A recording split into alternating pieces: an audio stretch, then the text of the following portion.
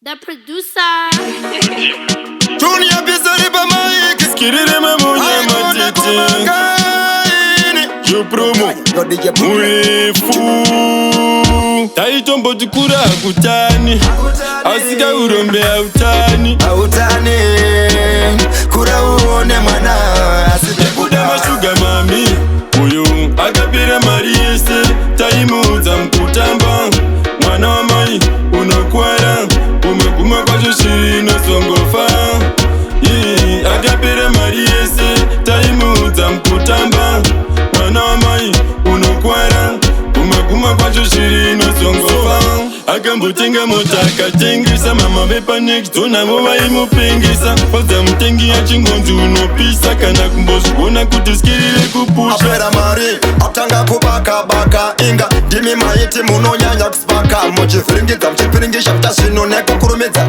Aikona kumaka kamami uyo akapera mari yese. Taimudza mukutamba. Mwana wa mai unokuwara. Kuma kwa joshiri no songofa. Akapera mari yese. Taimudza mukutamba. Mwana wa mai unokuwara. Kuma kwa joshiri no songofa. Makadziko wachenja nisafanika hembe. Teikana naiti rasta vari muchimbembe. Kuspenda ndaizve kugoja bururese. Kunzi makuru wani ndimi munodiwa kwese. Taitombo tukura akutani. Asika urombe autani. Autani, kura uone mwana. Seke kuda mashuga mami. Uyu, akapira mari yese. Taimu za mkutamba. Mwana wa mai, unokwara. Kuma kwa joshiri no mashuga mami. Akapera mari yese.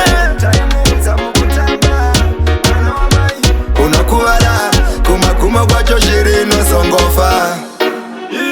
Akapira mari yese. Taimudza mukutamba.